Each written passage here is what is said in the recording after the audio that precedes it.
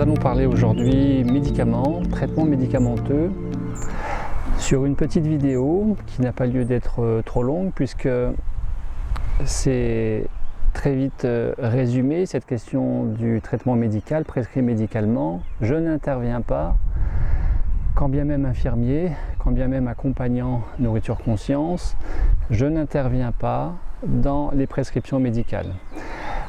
Donc je vous remercie de ne plus me demander, de ne plus me poser la question si vous pouvez, si vous devez arrêter tel ou tel traitement en venant en stage avec moi. Je ne peux vous dire oui. Demandez à votre médecin. C'est très simple. Il y a le traitement médicamenteux prescrit médicalement par votre médecin généraliste ou spécialiste. Voyez avec lui par rapport à une diminution, une suspension ou un arrêt de tel ou tel traitement en perspective de cette pause alimentaire que vous feriez, que vous pourriez faire, que vous allez faire avec moi. Pour tout ce qui est autotraitement, à titre préventif, non prescrit médicalement, traitement décidé par soi-même, que vous pouvez vous procurer sans ordonnance médicale, alors éventuellement vous pouvez peut-être le suspendre, le maintenir, l'arrêter à votre décision, par votre décision. Un regard médical, un regard avisé, bienveillant, médical, ne doit pas s'exclure, n'est pas superflu, n'est pas inutile.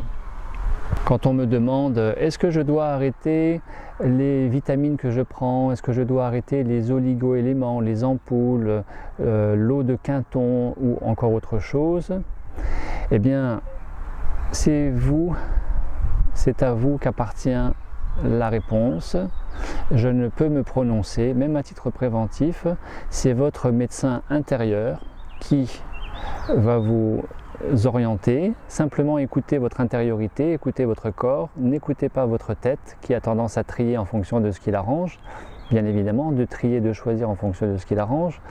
Demandez à votre médecin intérieur, à votre corps, qui lui en général ne se trompe pas, ça s'appelle l'intuition, ça s'appelle l'instinct, la petite voix, la sagesse intérieure, appelez ça comme vous voulez. Demandez à votre propre médecin qui est votre meilleur compagnon, fidèle compagnon qui ne vous veut que du bien, comme à chacun. Une fois encore, un regard médical avisé n'est pas inutile, quand bien même automédication, autotraitement, même à titre préventif.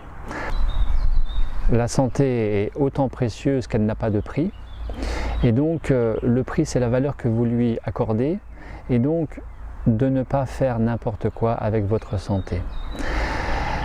J'ai récemment eu un stagiaire qui est venu pour une semaine de pause alimentaire et qui à la fin de cette semaine, le samedi matin en repartant, me disant normalement, je prends des médicaments pour l'hypertension artérielle, je ne les prends jamais, je ne veux pas les prendre. J'ai toujours 22/11 de tension, me dit-il, donc je suis très étonné. Et à la fin de la semaine, de me dire qu'il avait pris sa tension avant de partir et qu'elle était retombée à 15/9. Donc très bien, parce qu'une fois encore, la pause alimentaire, appuyé par les derniers travaux de recherche médicale dont a été récompensé le biologiste japonais Oshinori Yosumi du prix Nobel de médecine, octobre 2016, a montré que la pause alimentaire, en privation de nourriture solide, le corps va lutter et brûler ce qui lui est inutile pour se maintenir, pour maintenir sa survie. Donc sur la base des principes de l'autolyse et de l'autophagie, des substances, matières, résidus, de tout ce dont il n'a pas besoin, qu'il va brûler comme on brûlerait dans une cheminée les vieux meubles qui ne servent plus, et garder le plus important, le plus essentiel dans une maison. Et donc cette pause alimentaire a des bienfaits incontestés, des bienfaits, des bénéfices, des avantages certains sur la santé.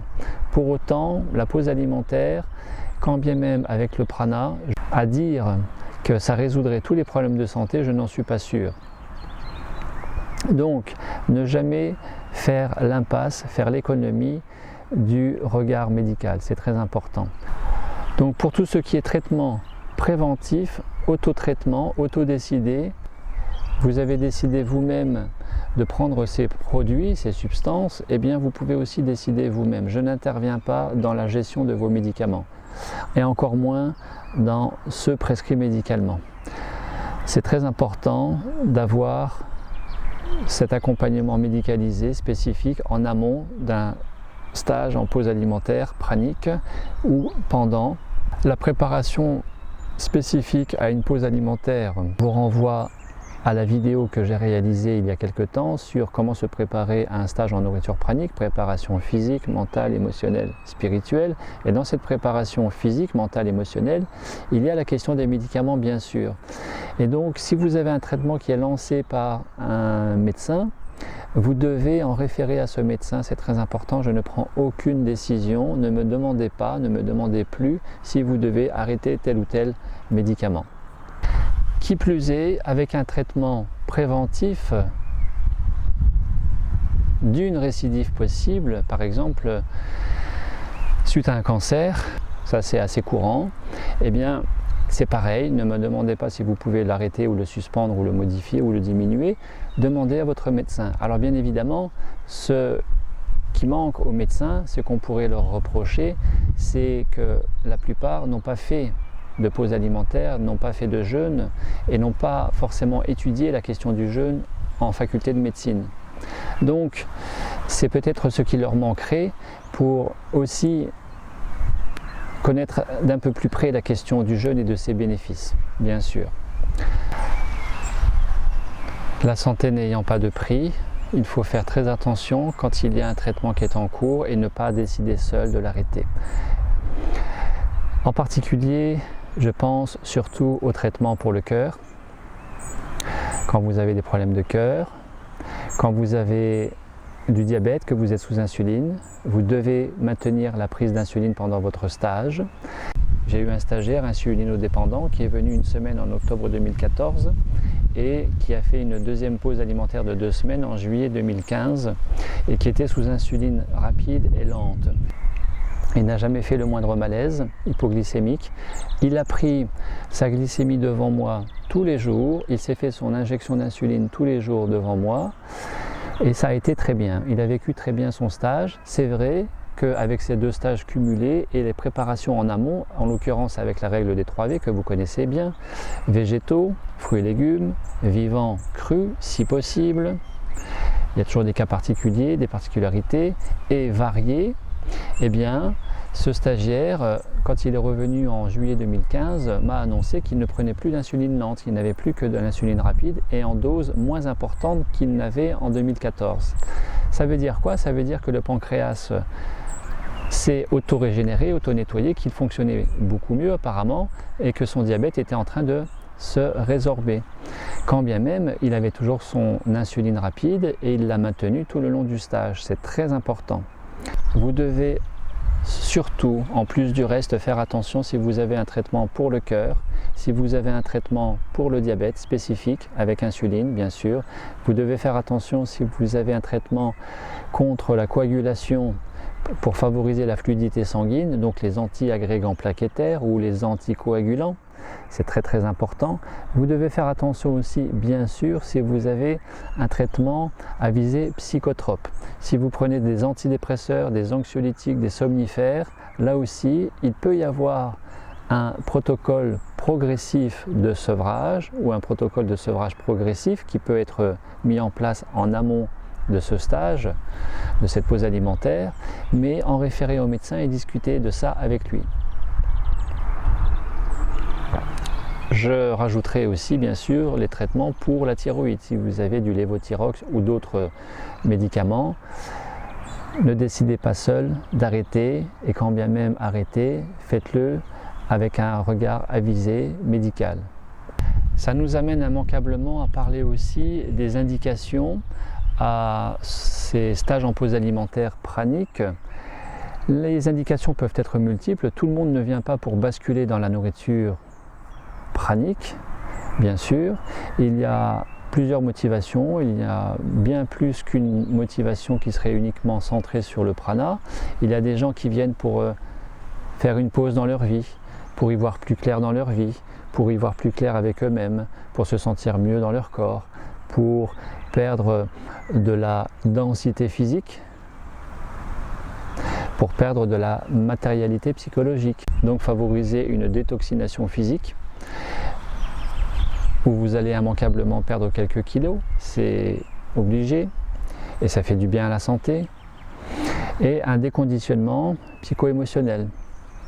Ce qui fait que plus allégé, le corps va fonctionner de façon plus libre et plus saine aussi, ce qui s'appelle la santé, ce qui s'appelle la légèreté, ce qui s'appelle plus d'ancrage dans sa vie, en étant plus ancré et centré bien, dans son corps et dans sa tête, par exemple.